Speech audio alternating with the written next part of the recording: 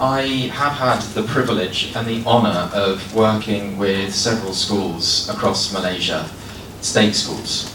I've worked with SK Cyberjaya, Putrajaya, my pronunciation is terrible, Merudua, Sungai Boya, and if we just delete, sorry, it's really bad, isn't it? If I just type in SJK, you'll see the list of like Segambut, and you recognise some of these schools.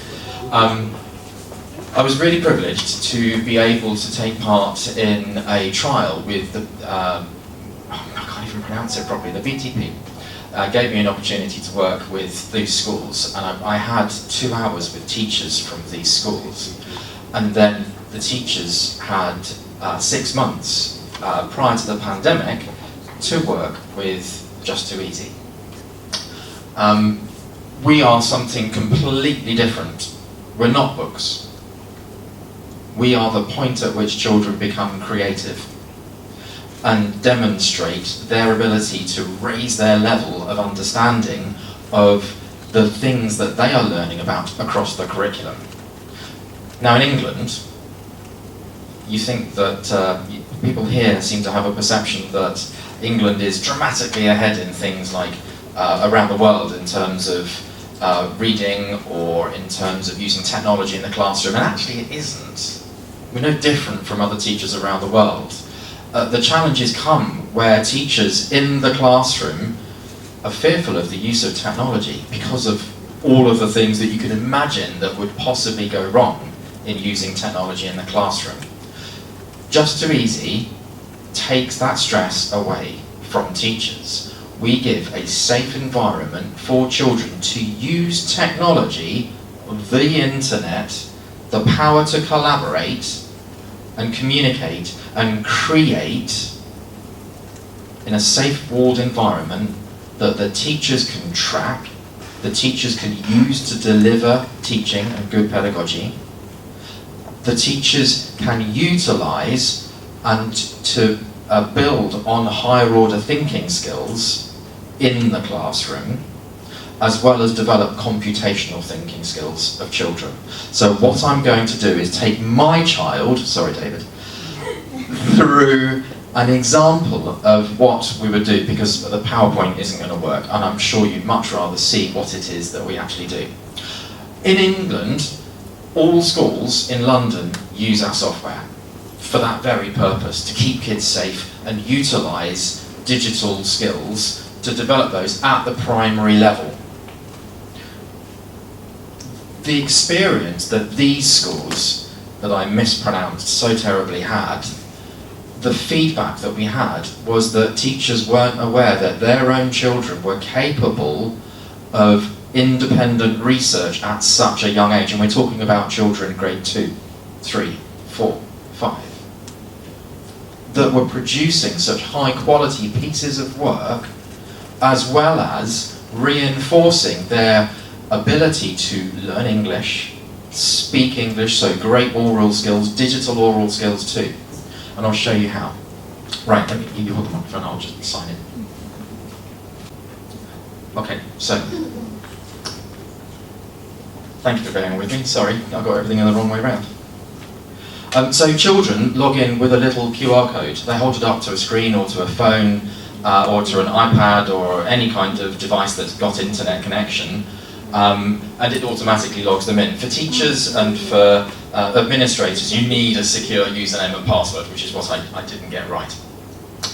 On the point of rurality, Just2Easy have now got the ability for children to do this offline, but to sync later on. So they can do things in the classroom. If the internet goes down, it's a little bit flaky, they can still go on to Just2Easy, do what they need to do in the classroom, and then when the internet comes back, it would then save their work and synchronise back to everything they do. Right, you need to pull up a chair, sir, because what I'm going to ask you to do is to draw me a picture in a minute. But first, one of the fundamental things that in order for children to develop the use of multimedia and digital literacy is to be able, and that can be linked to aspects of the curriculum, specifically English as an example, which is an incredibly important aspiration for the government at the moment, is for the children to be able to record themselves orally, and for the teachers to be able to assess and track that.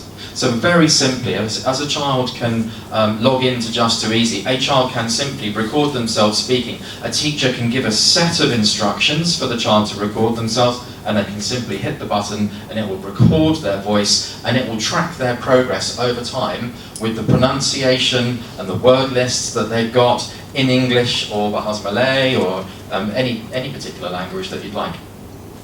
Further to that, children can actually add video, so they can use the cameras, if there's a webcam, or the cameras on their phones, or whatever technology they've got, and they can record themselves completing an instruction, be it reading a story at home with mum and dad, or going in the kitchen, getting some food out of the cupboard and reading the ingredients lists. Some real practical skills in action that can be recorded and assessed as part of the learning process. Everything that children do gets stored in their own portfolio, and over time the teachers will be able to track their progress. Further to that, anything that does happen in the classroom, parents can see, because every parent has an app that they can see if there's homework that the children have got, or if there's any activities that the children have completed, or perhaps if they've written a story, or painted a picture, or made an animation, or created a blog. Those kinds of things are what children can do. Right, David is my Year 3 student, and he's going to click on JIT 5 for me.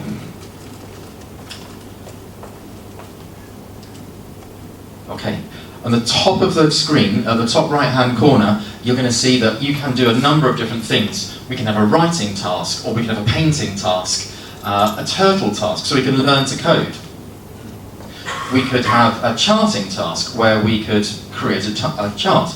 Let's do that simply. And this is a great learning activity, learning on so many different levels.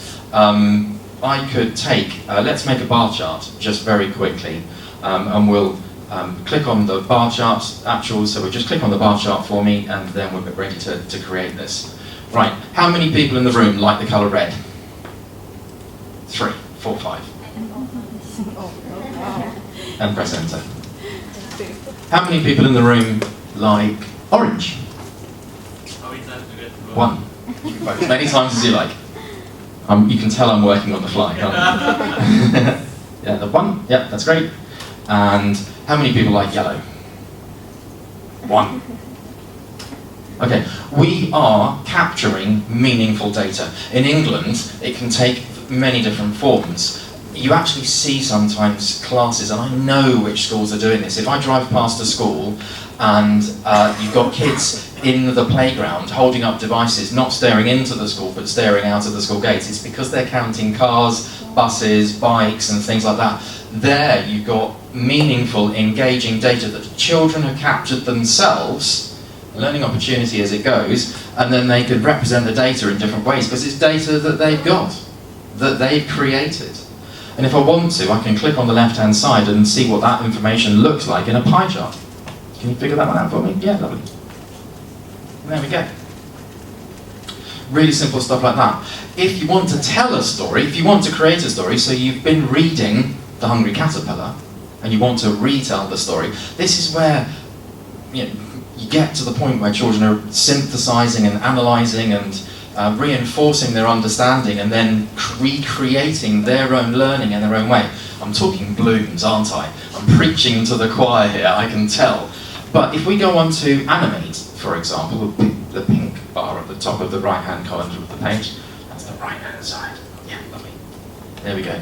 We can choose a background. So we choose, I don't know, the park. We've actually got some culturally specific themes that children can draw with and paint. So this is a painting canvas and an animation canvas, so we can get children to create their own stop-go animation. This is part of computational thinking. This is leading into coding.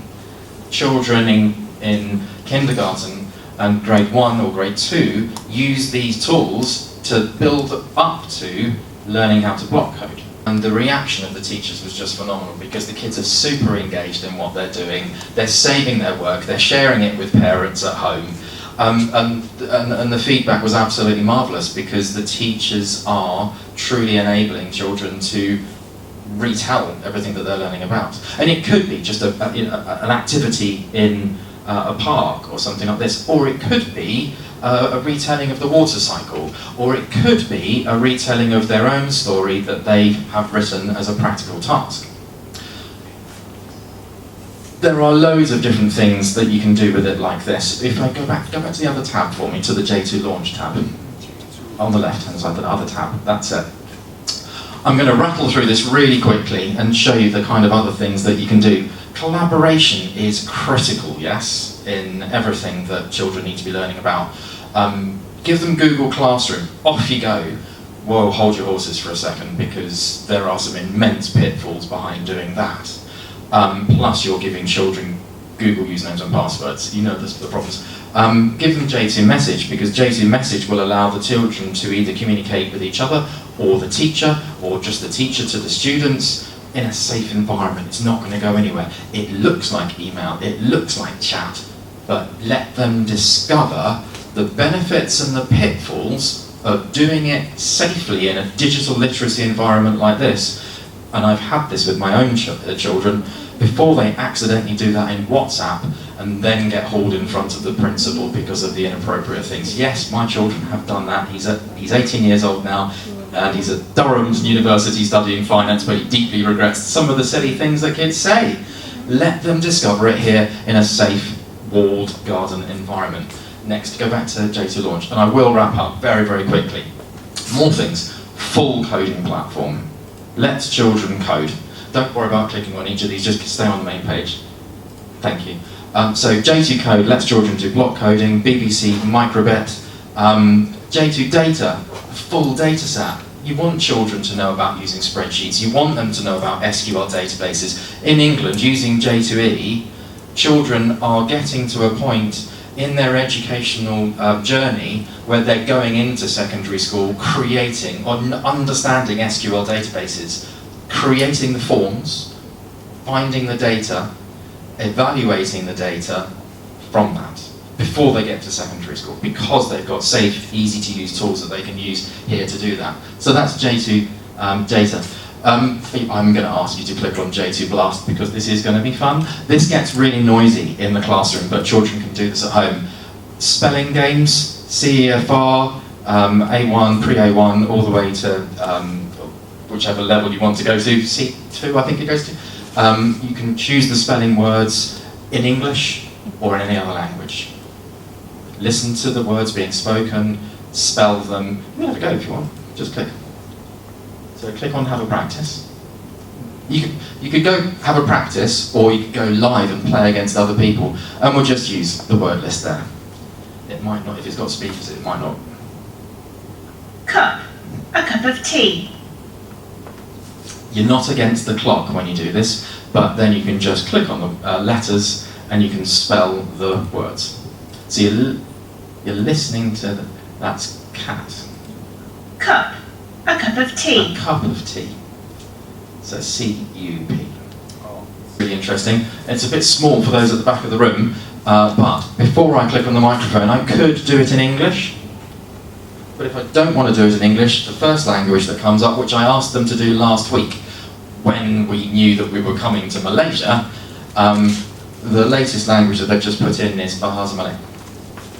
So if I was to click on that, it would then do character recognition, and it's going to recognise my voice, and if I was to speak in Bahasa Malay, there's no microphone plugged into this computer, unfortunately, but clicking on the blue button, it would then put all of the things that I spoke into this document, and then it would read it back to me as well.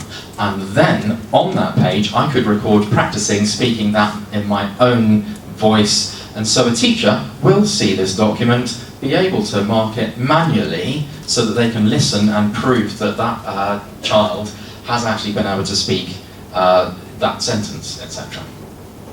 So, go back to the main page for me, Just2J2 launch.